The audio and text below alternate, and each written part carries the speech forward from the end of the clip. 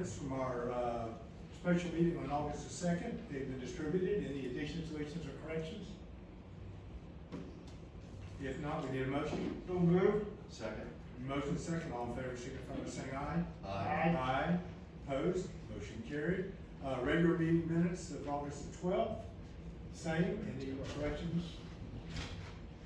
If not, we need a motion. So moved. We have a second. Second. Motion second, all in favor, signify by saying aye. Aye. Opposed? Motion carried. I know, John. Come on, but I asked myself, why is that in front of the approval of the minutes? It was my error, I I'm gonna say, I messed hope up. there wasn't a major reason. Okay. Yes, sir. Follow direction. As mentioned earlier tonight in the budget presentation, Lakeview Reserve Drainage Improvement is a priority project for us as the community. The infrastructure there is 20 years old. The master stormwater system consists of HDPE plastic pipe, sizes ranging from 6 to 60 inch. We have about 12,550 plus or minus lineal feet. It's currently in poor condition and desperate need of rehabilitation, and it's negatively impacting roads. I've included some pictures of some of the TV footage that we've got from an earlier inspection. Top left, you have an offset joint that is leaking. You can see some of the sand that's washing in. On the right to that, we have a cracked pipe. And we have some separated joints, and this is something that's being seen throughout the entire system. Those cracks offset and separated joints tend to wash away road base and will cause a depression similar to what you're seeing around that manhole there. The plan for rehabilitation includes some pre-cleaning and TV inspection again to see if some of that stuff that was already captured before has gotten worse, or we've got some other issues that weren't identified. We want to inspect the under drains and replace them if necessary. We're proposing to cure this problem with a cure-in-place pipelining system. This is less disruptive, it's faster to get the job done, less expensive than a complete restoration. We're going to include desilting ponds, repairing manholes. We've got some swales that need regrading and roof and surfacing. Total cost that we have obtained an estimate for the project includes $2.1 million, with the HOA providing a contribution of $500,000 towards the project. Leaving the remainder $1.6 million to be split over a special assessment of $800,000 for 20 years, with an estimated annual payment cost of $315 per parcel, and the city providing a contribution of $800,000. The city contribution of $800,000 consists of costs associated with aligning the manhole repair, desilting, resurfacing of a main line that conveys water, conveys stormwater from outside of the subdivision. This is consistent with ordinance 20-46 that was approved with the stormwater fees. Gives the city authorization to maintain, repair, or improve certain portions of privately owned stormwater systems that serve a public benefit. And in this instance, this main pipe with it conveying water from areas to the south all the way up to including portions of State Road 50. There's certainly a public benefit for that. I've included a map of our GIS system. That main line is certainly highlighted there in red. As you can see, it goes down, ultimately makes its way in some of the ponds, and then the final discharge into Lake Populi. So the next steps include approval of fiscal year budget with the funding. We will move forward with the process, starting the process to establish a special assessment. We would engage a contractor via bid or a piggyback agreement with the intent of starting the project outside of the rainy season, late fall, early winter. And depending on availability of materials, we anticipate that to take about 90 to 120 days to complete. And with that, I'd be happy to answer any questions the commission has. Questions from the commission? And if I may interject, obviously, we'll be bringing back a final thing when we get bids and contracts, because this is all still based on estimates. Just for a little history, I think we've been working on this forever, at least 15 years, and we've gone through this. We've done the same thing we did in Lake Oak Point. We did it in Brandy Creek. We did similar type things, not exactly the same, but a similar type of arrangement in Westside Townhomes. We increased our stormwater rate last year to provide the funding for this. We're going to be this is going to be an ongoing project as we go through the city, through community after community. communities, we created this. You know, by code, you know, generally, communities are required to pay for this 100% on their own. That's what all the codes are, and that's what all the HOA documents are. What we found when we did our analysis is that most HOAs just don't have that funding and have not set aside the funding. So it's important as we move through this whole city that I think we work on these projects. Stormwater, if you're watching the news, is getting to be one of the biggest issues in the United States right now, and in the state of Florida, it's gonna be significant. I will tell you, many jurisdictions are not addressing this, and if they don't address this, 5, 10, 15, and 20 years, when it all comes home to roost, they're all gonna be suffering. So I think it's very unique to be very proactive and get this taken care of. HOA, everything's good there? Yes, we've had a meeting, and it seems like there's unanimous support. I think they would like it done 10 years ago. I will tell you what we have been doing, because we've been working with them as part of this deal. They have a very persistent HOA president, and I mean persistent. I won't mention his name, but we've actually been going there through the city funds and stormwater funds, helping repair this and keeping it patched and keeping it going all along. But I promised them before I left, we'd get this on the agenda and get this done. So this is the beginning of the beginning. Okay. I did have a question, I'm sorry to interrupt, just the timeline, is it this fall, winter, or the 2022? Circle for this fall. This one. Okay. Any other questions, commission? Need a motion? Oh, are we motioning or presenting? The motion would be to approve it, philosophically move forward, and bring back final. To bring back the final, right. Yeah. Motion to bring back to final the Lakeview Reserve drainage improvement as presented by Mr. Rees. Okay, do we have a second? Second. Yeah, I thought we need a motion to move ahead. There's no sense in moving ahead when we're not going to do it. Yeah, we have. Yeah. Okay, we have a motion, we have a second. All in favor, signify by saying aye. Aye. Opposed? This motion carried unanimously. Thank you. Thank you, sir. Chief. Good evening, Mayor, Commissioners. We've had negotiations ongoing with the school board, and they haven't come to fruition, I'll say. So we expect and anticipate we can come to an agreement within the next year. So we're asking to extend the current contract for one more school year. So staff recommend to approve extending the current agreement between the school board of Orange County and the city of Winter Garden for the school resource officer program. I'd be happy to answer any questions. Questions from the commission? The same as last year, though, correct?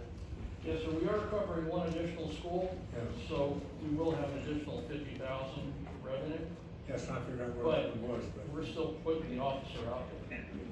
Give them the name of that school. Esteem Academy, that's the one when they're on 535 going out?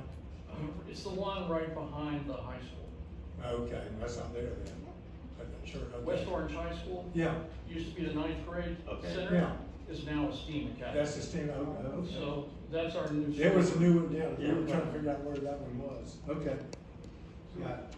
What are we trying to achieve next year? What are we trying to get to by next year with them? What are we trying to get to? Our goal is always to try and get it to 50-50 cost, and this is an ongoing negotiation that goes on and on and on. Yeah. See, we're not the only ones, of course, all the other municipalities and the sheriff are also part of this, and they're trying to get the school board to cover more of the cost of the officers. Because 50,000 doesn't cover what a police Yeah. officer costs. And the school board kicks back. And the school board's goal is to always pay less. Right. Because they know that we worry about our kids getting to and from. Legislated, not funded, right? Yeah. Our rest To of approve Okay, you're doing the agreement for another year. we have a motion to approve, do we have a second? Second. We have a motion, we have a second, all in favor, signify by saying aye. Aye. Aye, opposed, motion carried unanimously. Thank you, Mayor. Thank you, chief. Yes, ma'am. Yes, ma'am. So we are finally ready to start the design and construction process on Tucker Ranch Wellness Park. And we have chosen a firm that we would like to provide those services. And they are from the group of the 4 approved firms that the commission previously approved through an RFQ for services. So the fees and schedule and all that will be as per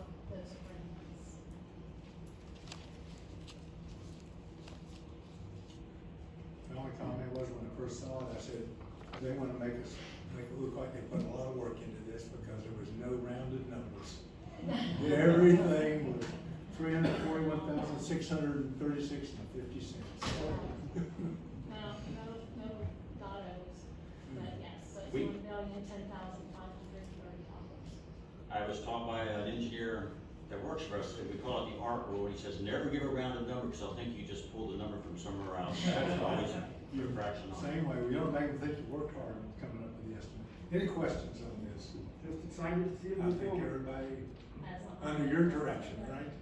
Yes, sir. Very good. I'll move to, give the city manager approval, move forward with HDLA for design and construction services. Okay, do we have a second? I'll second that. We have a motion, we have a second. Any other discussion? All in favor, signify by saying aye. Aye. Opposed? Motion carried unanimously. Thank you. Thank you, ma'am. Recommendation to approve a special event, the Garden Community Choir Wine Walk. Yes, sir. Good evening, Mayor and Commissioners. So event request from the Garden Community Choir to hold their annual wine walk, which was canceled last year. We worked very closely with them. As you can see on the application, the date is different than what's being proposed tonight. That was to work around that big list that you saw earlier for all of the city events. The event is now proposed on Thursday, January 6th. It would be from 4 p.m. till 10 p.m. and it would be the same as previous years, where they would use the pavilion to do registration and pick up wine that people had purchased at the end. The event will be people visiting downtown businesses. There'll be 15 to 16 businesses that they'll go through. No wine or any alcohol will be allowed outside. It would all be inside businesses. Staff will recommend approval of the event. We'll be happy to answer any questions. Questions from the commission? If not, we need a motion. Make a motion to approve the Garden Community Choir Wine Walk on January 6th from 4 to 10. Second. We have a motion, we have a second. All in favor, signify by saying aye. Aye. Opposed? Motion carried unanimously. Might as well continue on, sir. The next item on the agenda is a city-sponsored event. The city's planning to hold a Heritage and Music Festival. This is on November 6th, 2021. It will be from 8 a.m. until 10 p.m. It's in multiple locations. It has really spread out this year, so it will include sports, family activities, food, and concerts at the Veterans Park and Walker Field. Those will be from 8 a.m. until 4 p.m. There'll also be multiple stages downtown, 3 of them, with music, food, and various activities that begin at 11 a.m. and go until 10 p.m. This event closes Plant Street and portions of Main Street, Boyd, Lakeview, Highland, as well as Central. It also includes the sale of beer and wine that will be on the public right-of-way, and it is being coordinated with the Masonic Lodge across the street, which is the next item on the agenda, for their fall festival and arts.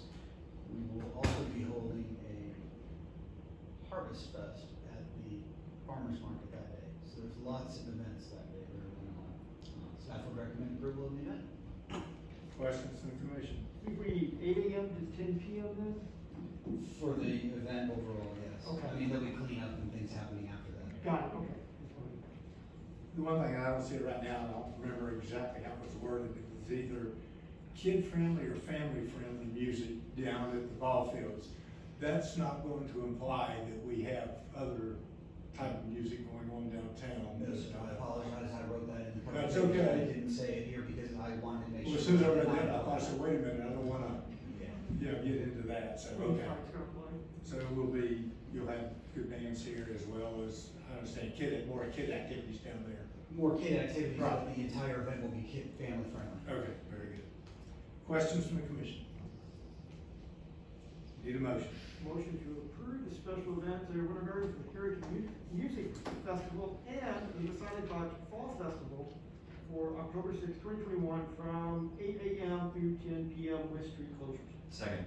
Okay, we have a motion, we have a second.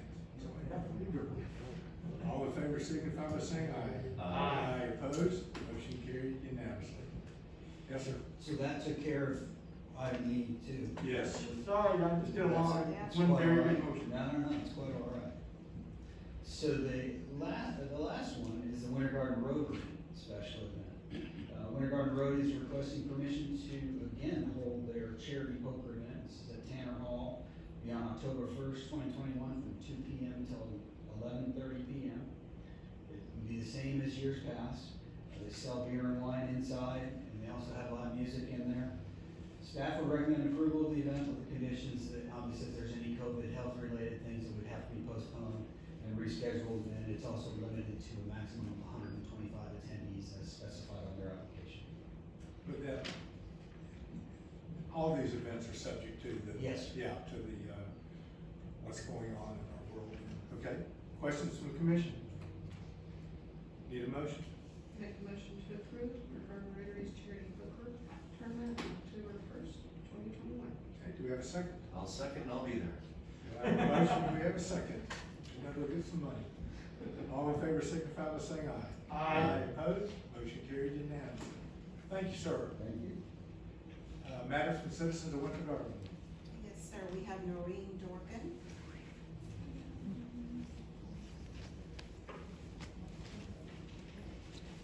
Good evening, Norine Dworkin. Good evening, Mr. Mayor, Commissioners, Mr. Erdman. I just had one question that I haven't been able to get an answer for, yet. Given the state of emergency that the entire state seems to be in, with COVID-19, I just wondered if the signs that, that the city had put out downtown were going to make a reappearance, encouraging people to mask up in, indoor areas. At this point, we have not made a decision to put those signs out at this time. We've actually debated it and talked about it, and it's almost as if everybody knows what the risks are and such, and I think, as we are limited, obviously with the mandates and the virus, we're limited by state law, but we're talking about an ongoing basis. We usually we meet once a week to discuss what we may do with COVID, but at that point, that's where we decided on those, and we did debate that subject. At what point, at what threshold would the city have to get to where you would decide to put out the signs? Where we would put them out? We haven't set a actual threshold. We've just been following and watching as everyone has the numbers and such, and if we thought it reached a point where it was catastrophic, we'd probably make that decision. But once again, as we debated it, you're not allowed to require masks, so I'm not sure if it would really do a lot of good at this point. How would you just define catastrophic if we're not there now? It's more, I've been following it subjectively, to be honest with you, just looking at the number of people in the hospital. Obviously, catastrophic is gonna be someone's subjective opinion, what's those numbers? And truly, I check them on a weekly basis. Okay, all right, thank you for your comments. City attorney. Just one, Mayor. The districting commission is, the clock is ticking, so we need to deal with that. I think Mike wanted to talk about it a little bit, but I think each of the members of the commission got their districting commission members available All for right, get my name tonight. review and approval. We all should be ready tonight. Would you like us to do that, Angie? Absolutely. Mike, did you have anything you want to say on that? No, I was just I have, Okay. Commissioner Rachel's name. Let's start with District 1. Lisa? John Murphy. Okay. And did you get Stephen somebody else? This Okay. is the time you want to tell them. District 2? Stephen, I'm sorry, I can't remember. Dolan. Dolan, thank you. Okay. You want to do Mike? Yes, he had 3? Myron Brown. And I'm doing Selena Rowland, and I will send your contact information via email, Angie. Could you repeat that, please? Selena Rowland. Thank you. And Derek Boykin. Derek. Those are fine. Okay. What's the timeline on that, Mr. Mayor? Ma'am? Yeah, the districting commission needs to be created here. We've got some time. It's 45 days from the date the census was approved and certified. So that occurred within the last 2 weeks. So we've got some time, but then there are tight time deadlines after that. I think it's, just one second, I can give you the deadline, but the committee itself is gonna meet, and it has, requirements, the legal requirements that we'll lay out for them. We can go through those now, but basically it's looking at the population densities of each of the existing districts and what adjustments need to be made, making sure that we follow along with respect to all the factors. There's a number of factors that the committee will have to meet. But I'll tell you the deadline for that committee is, here, I'll tell you this second. It's 45 days after the results. Yeah, that's when the committee has to be created, which will meet that deadline. Completion date is 120 days, and that's December 24th. After the nominations, after the actual. Just 120 days from tonight. What, From the date the committee is created, can we consider tonight the creation date then, with the nominations? I think probably that's a good, a safe date to use. All right.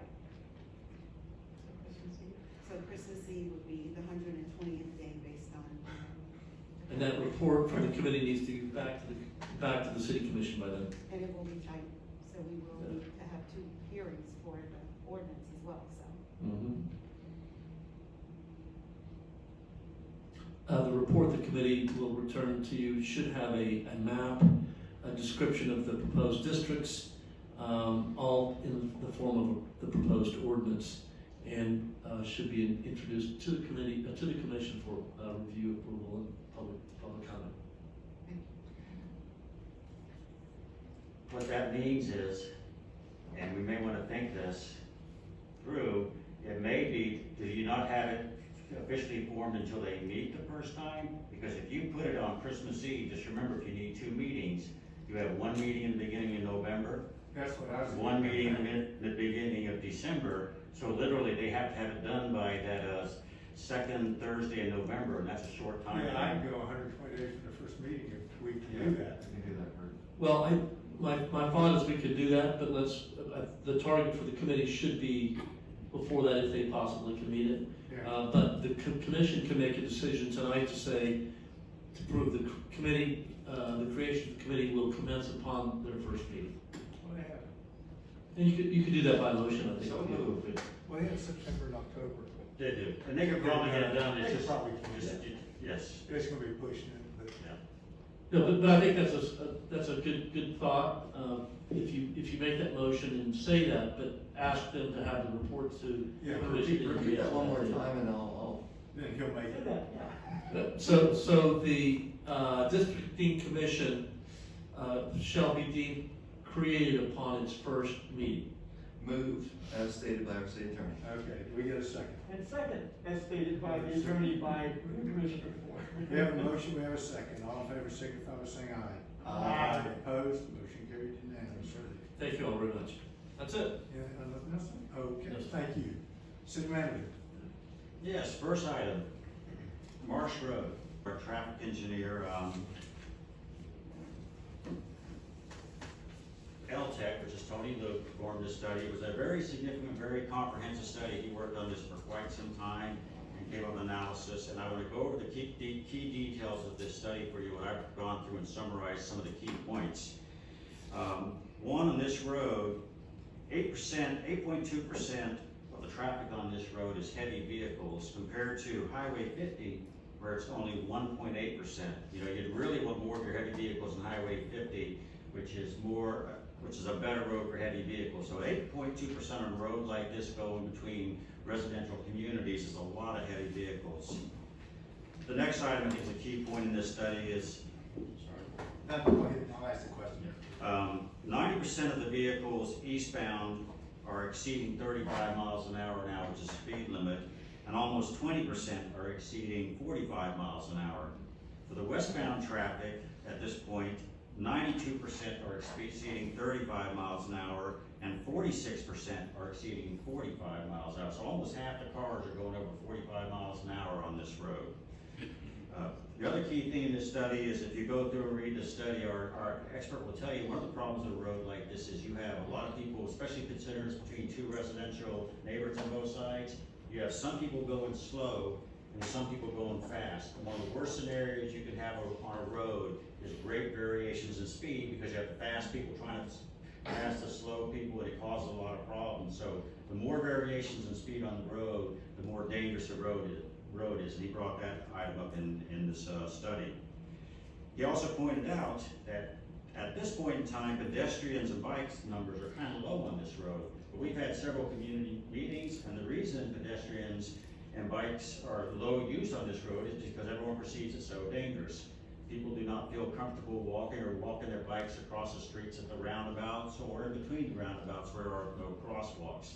The idea of this road is going between, as I've stated for now the 7th time, residential neighborhoods is for this road to eventually have lots of people on bikes, lots more pedestrians, and to become a local road. And that will not happen as long as people are driving that fast, because people don't feel comfortable walking or on their bikes at that high speed. The number of crashes we had on there between 2016, January 2016 and 2020, there were 51 crashes. I think the largest share, of course, were at the intersection where you have more accidents, but that's still quite a few crashes on a road of that side. And those are, I think, the key points. Based on all those key points, our traffic engineer has made a recommendation that to make this road safe, you lower the speed limit to 30 miles or 25 miles an hour. We've had some debate on that. At this point, we thought that a 25-mile-an-hour speed limit would probably be the best speed limit, because first of all, whatever speed limit you establish, people are going to go 5 to 10 miles faster than that. So our recommendation would be, based on this study, would be to lower that speed limit on the road to 25. And as you know, if you've looked in the budget, we set aside funds in the budget. I don't remember the amount of funds to start on these traffic calming next year on Marsh Road. So as soon as possible, immediately, we're getting the roundabouts redesigned so we can take out the turn lanes, because the turn lanes on these roundabouts, although it kind of made sense, they enable people to fly through the roundabouts and defeat the purpose of the roundabouts, slowing people. We also want to look at ways of putting in some crosswalks on this road, raised table crosswalks, and to narrow this road. So we'd also like to start that process next year to follow this lowering of the speed limit. And based on all that, we would recommend at this point 25 miles an hour. I understand there's the issue, if you do it on this road, there is the slippery slope. The mayor and I have discussed it, and I think this road is being kind of unique just because it was at one point a rural highway that is now a local road that splits residential communities, so it's unique in nature. Plus, we've gone through an extensive study, so it is a little bit different. I would also reiterate once again, is long-term for our community, you know, as we've discussed in the past, for all our roads, speeding is our #1 complaint. And with Sheriff Mine, I think even said even at the county, speeding is probably the #1 complaint in the entire Orange County area. So we need to look at other ways, at other roads, how we can get people to slow down. Those roads generally aren't speed limit problems, they're road design problems. So on an ongoing basis, I think every year, just that we look at where we put sidewalks, pedestrians, on a yearly basis, is look at roads to put in traffic calming systems, you know, and try and do it based on the worst roads first, obviously, and then work your way to the least worst roads. And with that, I'm finished. Emily McKay, 16798 Sanctuary Drive. Thank you. So I really just want to thank this group mainly for all of the work and effort that has been done over the past almost year now on this project. I can speak for the citizens of Hickory Hammock, Twinwater, Sanctuary, Twinwater, Waterside, that we've been in regular contact, that this has made a huge impact in the lives of really everyone that lives on this road. We are now woken up at 4 a.m. because of trucks. There's been increased police presence as a whole. The entire situation has just been much better, more livable. Our kids can sleep past 4 a.m. Our kids that were learning from home can actually hear their Zoom calls. And my main point is really just thank you, and thank you for continuing to push this issue, for listening to our citizens, to Mike and Colin for meeting with us on a monthly basis and listening to us. So that's really my main point. It has had a huge impact, and I'm looking forward to the continued efforts of this group. Yeah, thank you. Is there anyone else? There's not 10 other people probably out there that just gonna. They agree with it. Yes. All right, I figured that, yes. Okay, thank you. Okay, any questions from the commission? What's your pleasure? I'm gonna move that we adopt the 25-mile-an-hour speed limit on Marsh Road for the safety study and the city manager's recommendation. Okay, do we have a second? I'll second. We have a motion, we have a second. Any other discussion? Not all in favor signify by saying aye. Aye. Opposed? This motion carried unanimously. Because we received a lot of these items late. And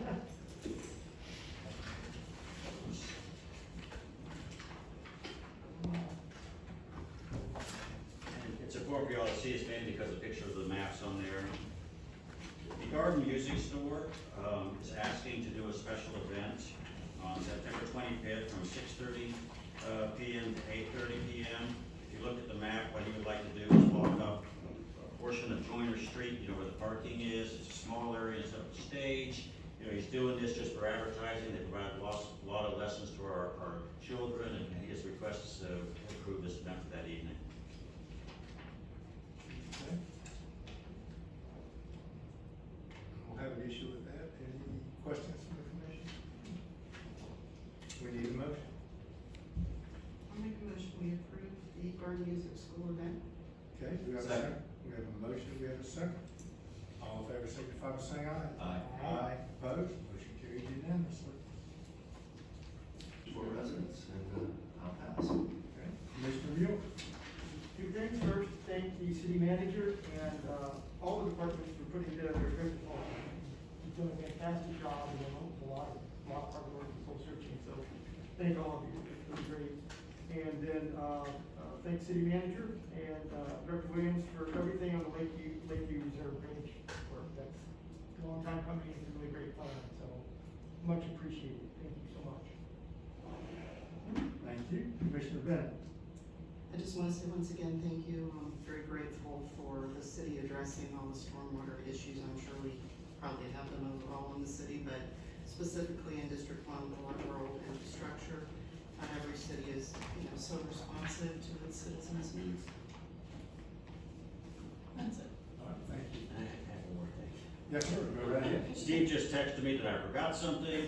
I also distributed you a draft ordinance. Yes. If you all could read through it, I think I gave everyone one of these. We don't really have a lot of minimum standards of maintaining certain homes. One of the issues we've had, if you drive out there are homes that have had tarps on the roofs for 4 and 5 years. We currently have no code regarding this. Please review this. Please get back to us any comments or changes. This code will enable us to enforce and to address that issue. You're very welcome, thank you, sir. I'm sorry I forgot it. It's just all right, tired of the blue tarps, huh? Briefly read through, it looks like you're gonna try to do 6 months and still work with people if they have real issues, so it makes sense to not let it go 5 or 6 years. Yeah, the city always works with people. One thing is remembrance of the 9/11. We have a tribute here. Norm, I think, is heading this up, and I think Tanya has worked a lot with Norm on this.